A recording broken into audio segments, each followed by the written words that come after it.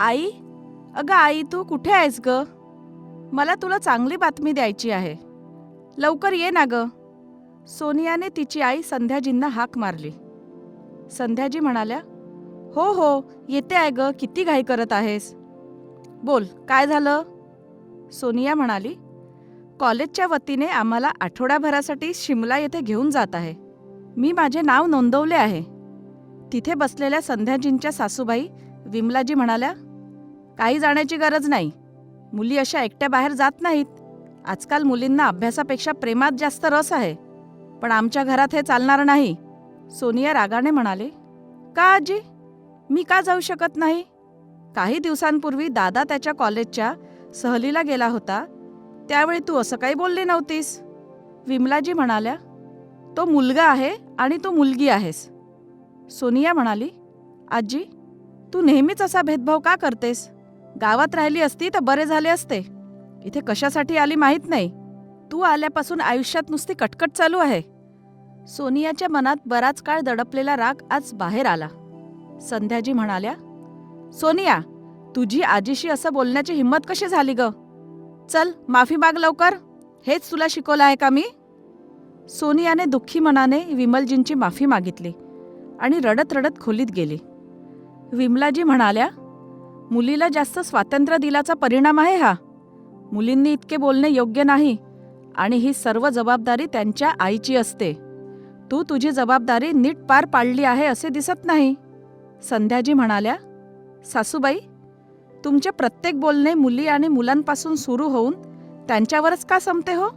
मुलींना इच्छा नसतात का? मुलींना त्यांच्या इच्छा पूर्ण करण्याची फार कमी संधी मिळते. विमलाजी म्हणाल्या, कोण म्हणताय की त्यांची इच्छा पूर्ण करू नकोस? फक्त त्यांनी त्यांच्या सासरी जावं आणि नवऱ्याच्या आणि सासरच्या परवानगीने इच्छा पूर्ण कराव्यात. मुलींची इज्जत खूप नाजूक असते. काही वाईट घटना घडली तर आई वडिलांना आयुष्यभरासाठी ओझे आणि दुःखाचे कारण बनेल. संध्याजी म्हणाल्या, सासूबाई, जर माहेरच्याच घरात मुलींच्या इच्छा पूर्ण होत नसतील तर सासरच्यांकडून काय अपेक्षा ठेवायच्या? मी असे कितीतरी सासर पाहिले की लग्न जमवताना हो म्हणतात, पण नंतर खरंच सुनेच्या इच्छा सासरच्या घरी पूर्ण होतात का? संध्याजींच्या बोलण्यावर विमलाजी नाराज झाल्या आणि म्हणाल्या, सुनबाई, हे काय म्हणतेस? आम्ही तुला बेड्या ठोकून ठेवल्या आहेत का? तू पण लग्न आणि पार्टीला जातेस ना? संध्याजी हसल्या आणि म्हणाल्या, घरच्यासाठी खरेदी करणे, लग्नासाठी नातेवाईकांच्या घरी जाणे, याला प्रवास म्हणतात का?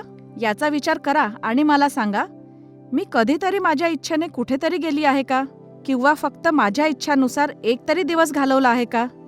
विमलजी नाक मुरडत म्हणाल्या, सुनबाई, एका गृहिणीवर अशी वेळ कधीच येत नाही ना, कधी आमच्यावर आली. मग अशी स्वप्ने का पाहतात जी पूर्ण होऊ शकत नाही? संध्याजींना वाटले की सासूबाई तिचे बोलणे समजून घ्यायला तयार नाही. म्हणून संध्याजी म्हणाल्या, आपण सोनियाच्या इच्छा काय मारून टाकायच्या का? यात माझ्या मुलीचा काय दोष आहे? तर काय ती फक्त एक मुलगी आहे? आणि तुम्ही आणि मी स्त्रिया असल्याने तिच्या भावना समजून घेतल्या नाही तर कोण समजून घेणार? विमलाजी त्यांच्या बचावात काही बोलायच्या आधीच संध्याजी म्हणाल्या, सासूबाई, तुमची हरकत नसेल तर मला एक सांगा.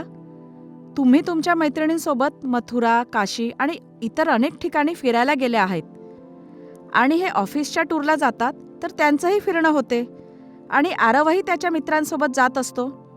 मग हे सगळे नियम मला आणि माझ्या मुलीसाठीच बनवले आहेत का? मी माझ्या इच्छा मारल्या आहेत, पण माझ्या मुलीच्या सर्व इच्छा मी पूर्ण करेन. आता यासाठी मला कोणाचाही विरोध करावा लागला तरीही चालेल. असं बोलून संध्याजी रागात तिथून निघून गेल्या.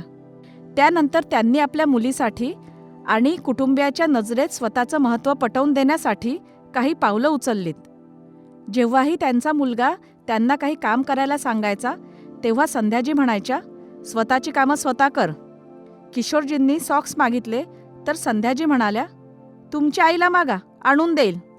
अशा प्रकारे संध्याजी आणि सोनिया स्वतःचे काम स्वतः करत होत्या, परंतु त्यांनी कुटुंबाचे काम करण्यास नकार दिला. संध्याजींचे पती किशोरजी यांनी एक दिवस सकाळी विचारले, घरी काय चालले आहे? मी पाहतो की तुम्ही दोघेही आई आणि मुलीने ग्रुप केला आणि आम्हाला पूर्णपणे वेगळे केले आहे. काय प्रकार आहे हा? मला सांगशील का? संध्याजींनी त्यांची संपूर्ण कहाणी सांगितली. सोनिया आली आणि म्हणाली, बाबा, जर मी मुलगी आहे आणि माझ्यामुळे तुम्हाला अडचणी येत आहेत, तर तुम्ही मला जन्म का दिला? आणि मला शिकवण्याची काय गरज होती? तुम्ही माझं लहानपणीच लग्न का केलं नाही? असं बोलून सोनिया रडू लागली. किशोरजी म्हणाले, बेटा, तुला कोणी सांगितले की तू कुठेही जाऊ शकत नाही? अगं, मला वेळ मिळत नाही म्हणूनच मी तुमच्याबरोबर कुठेही येऊ शकत नाही. सोनिया आजीच्या दिशेने मान फिरवते आणि म्हणते, आजी म्हणतात की मी कुठेही जाऊ शकत नाही. किशोरजी म्हणाले, नाही आई, आता काळ बदललेला आहे. मुलगा असो वा मुलगी, त्यांना स्वातंत्र्य द्यावंच लागेल. जर आपण त्यांचे पंख कापले तर ते मुक्तपणे कसे उडतील? मी आधीच एका बाईचा अपराधी झालो आहे. आता मला माझ्या मुलीचा अपराधी बनायचा नाही.